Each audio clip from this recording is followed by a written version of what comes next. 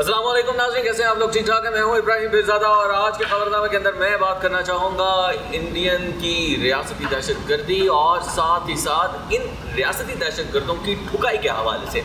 ठुकाई तो ऐसी हुई है कि देखकर दिल खुश हो गया और एक साल की वीडियो अब नज़र आई है 2021 के अंदर। ये वीडियो थी 2020 की, जब सुकम के मकाम के ऊपर लद्दाख के अंदर चीनी फ़ौजियों ने चढ़ाई कर दी थी लद्दाख के एक हिस्से के ऊपर और वो हिस्सा अपने कब्ज़े में ले लिया था। और भारतीय फ़ौजी जो इस तरह अकड़ के रहते हैं, वो पता नहीं कहाँ से गुमसुम गए थे और गारों के अंदर छुप गए थे। फिर उनको पकड़ा गया था, पकड़ के उनको पट्टियाँ बांधी गई थी और पट्टियाँ बांध करके वो ज़ख्मी हालत के अंदर वो ठुकाई उनकी हुई, वो ठुकाई उनकी हुई, वो ठुकाई हुई कि बेचारे अब लद्दाख को क्या, इस दाग को ही मिटा नहीं पाएंगे क्योंकि इतनी ठुकाई जो हुई है। वैसे इंडियन मूवीज़ के अंदर आपको नज़र आता होगा कि हीरो आ रहा है और जनाब साहब 10-12 लोगों को पिछाड़ देता है। यहाँ पर भारतीयों की इतनी बड़ी तादाद थी कि कुछ चीनियों के आगे वो ठहर नहीं सके और तुम दबा कर भागे और किसी को पता ही नहीं चला था कि दुनिया की इतनी बड़ी फ़ौज की दावेदार भारतीय फ़ौज, ये भारतीय सेना गई कहाँ? ये सेना था कि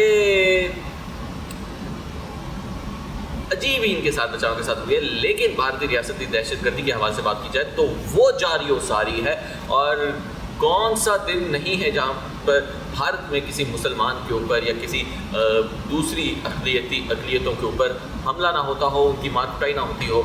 एक वीडियो वायरल हुई थी कुछ रोज़ पहले और उस वीडियो के अंदर हम देख सकते थे कि किस तरह से जो पुलिस है वो तशद्दुद कर रही थी और उसको गोलियां मार रही थी एक निहत्ते मुसलमान पर। और इसकी वीडियो पूरी दुनिया के ऊपर वायरल हुई और मिडल ईस्ट से कंडेमनेशन आई और मिडल ईस्ट ने इसको कंडेम करना शुरू हो गया है और उसके साथ साथ ट्रेंड भी वहाँ पर चल रहे हैं और बाइकॉट के अल्फाज भी सामने आ रहे हैं कि बाइकॉट इंडियन प्रोडक्ट, क्योंकि मुसलमानों के ऊपर वहाँ पर जुल्म होता है। और इसके हवाले से मुख्तलिफ जितने भी मिडल ईस्ट के मुस्लिम ममालिक हैं उन्होंने काफ़ी ज़्यादा इसकी कहा है कि ये नहीं होना चाहिए था, ये एक्ट नहीं होना चाहिए था।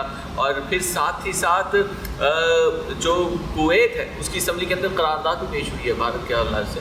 तो अब भारत जो है अपनी हरकतों की वजह से, क्योंकि शुरू से ही उसका एक रवैया जो है वो काफ़ी ज़्यादा तशद्दुद पसंदाना जारहाना किस्म का रहा है, तो अब जिस तरह से भारत को कंडेम किया जा रहा है और एक ये मेरे ख़्याल से लहर जो है वो चल पड़ी है और इंशाअल्लाह भारत को अनकरीब ही एक टेररिस्ट स्टेट जो है वो करार दे दिया जाएगा। क्योंकि जिस तरह से भारत का रवैया है कश्मीर के मुसलमानों के ऊपर, जम्मू के मुसलमानों के ऊपर और जो यार आसाम के मुसलमानों पर जो किया जा रहा है, पहाड़ तोड़े जा रहे हैं उन पर सुन के, वो पूरी दुनिया इसको देख रही है। पाकिस्तान उसके हवाले से डोजियर भी पेश किया जा रहा है और अपनी जानिब से भारतीय भड़कें जो हैं वो जारी और सारी हैं कि जी हमने ये कर दिया, हमने वो कर दिया, हमने फरवरी में ये किया, हमने वो फरवरी किया। वो जो फरवरी के अंदर आपका एक जहाज़ गिरा था ना, पाकिस्तान ने कहा था कि पाकिस्तान ने 2 जहाज़ गिराए हैं। एक तो पायलट हमने आपका पकड़ लिया, दूसरा आपका पायलट भागा नहीं था, वो अब तक गायब है और पायलट का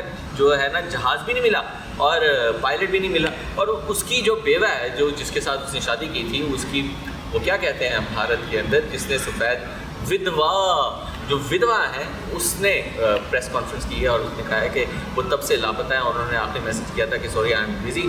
तो उनका छोटा सा एक बेटा, देख कर बहुत अफसोस हुआ। उन्होंने भी बहुत प्यारी बात की थी कि जंग जो है वो तबाही लेकर आती है, पता नहीं कितने घरों को उजाड़ कर रख देती है। और पाकिस्तान हमेशा से बताता रहा कि प्लीज़ जंग ना करो, हम तुम लोगों को तुम्हें नहीं पता, क्योंकि हम लोग एटमी पावर है।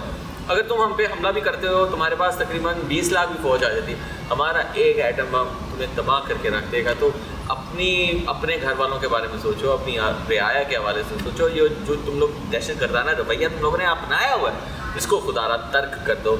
इसमें कुछ नहीं रखा। तुम लोगों ने पहले हम लोगों को छेड़ा, फिर उसके बाद जब हम लोगों ने तुम्हारी तरफ गए और तुम लोग आए तो फिर तुम्हारा जहाज़ ही गिरा। तुम लोग बड़े खुश कर रहे थे कि ये हम लोग रात हमला कर लिया, हमने ये कर दिया, हमने वो कर दिया, और तुम लोग सिर्फ चंद दरख्त गिरा कर भागे। और जब पाकिस्तान आया तो उसने फिर तुम्हारे लॉक किया तमाम के तमाम टारगेट्स को और साथ ही साथ तुम्हारे जो 2 जहाज़ थे उनको मार गिराया। और तुम खुद देख लो कि तुम्हें ये हमला कितना महंगा पड़ा, सिर्फ और सिर्फ मोदी जी को खुश करने के लिए, मोदी जी की इलेक्शन कैंपेन के हवाले से। मोदी जी को आराम नहीं था, वो पता नहीं अपने आप को क्या समझते थे। तो अब भारत को लगता है सबक आ गया होगा, पाकिस्तानियों से तो सबक नहीं है। जो वैसे एक बात है, पिछले कुछ साल ना भारत के लिए बड़े ही मनहूस हैं, क्योंकि इससे पहले पाकिस्तान ने भारत के जहाज़ गिराए, उससे अगले साल जो है वो चाइना ने लद्दाख पर कब्जा कर लिया, और अब 2021 में पता नहीं भारत का क्या प्रोग्राम है। मुझे लगता है कोई नेपाल या बांग्लादेश की जान से कुछ होने वाला है। खैर, भारतीयों अपने हुक्मरानों को संभालो, उनको समझाओ और उनको शऊर दो, उनको बतलाओ, उनको नज़रिया दो कि सर जी ना, जंग वंग में कुछ नहीं रखा, हम के साथ रहते हैं, हम की भाषा बोलते हैं और अच्छे रवैये के साथ रहते हैं। और ये जो दहशत गर्दाना कार्रवाई तुम पाकिस्तान के अंदर करवाना शुरू कर रहे हो ना, ये इसको थोड़ा सा कंट्रोल करें आप, और इसको आप ना ही पीछे हटें, क्योंकि जो आपके साथ अफ़गानिस्तान में, हाँ याद आया, मैं तो आपसे अभी बात कर रहा था, अफ़गानिस्तान में भारत को मार पड़ गई, यानी कि 19 भी गया, 20 भी गया और 21 भी गया। 21 के अंदर भारत को अफ़गानिस्तान से मार पड़ गई है कि वो तालिबान जैसे ही वो आए और उन्होंने धूम दबा के भागने की कोशिश की, और जो पाकिस्तान के ख़िलाफ़ साजिशें होती थी उसको, सब कुछ है डोजियर में। तो ये सब सूरत हाल है नाज़रीन, और वीडियो बहुत मज़े की है, देखने वाली है। किस तरह से ऐसे ऐसे करके चीनी जो है ना वो चाइनीज़ तमाचे छोड़े, वो अच्छी क्वालिटी वाले, वो कहते हैं ना एक चाइना की गंदी क्वालिटी, एक अच्छी क्वालिटी, वो जो अच्छी क्वालिटी वाले बड़े बड़े तमाचे हैं ना, वो पड़े थे इन भारतीयों को, और उनकी एक ने इस तरह किया हुआ, एक ने इस तरह किया हुआ, कोई इस तरह बैठा, और कोई चल रहा है बेचारे घसीट के लेके जाए। तो भारत को अब शर्म आ जानी चाहिए और उसको अपनी औकात का पता चल जाना चाहिए। तो मुझे दीजिए इजाज़त, हम मिलते हैं आपसे फिर अगली वीडियो में इंशाल्लाह। नेक्स्ट वीडियो में आपसे फिर मुलाकात होगी। अपने होस्ट मेज़बान इब्राहिम पीरज़ादा को दीजिए इजाज़त, अपना ढेर सारा ख्याल रखिएगा। अल्लाह हाफ़िज़।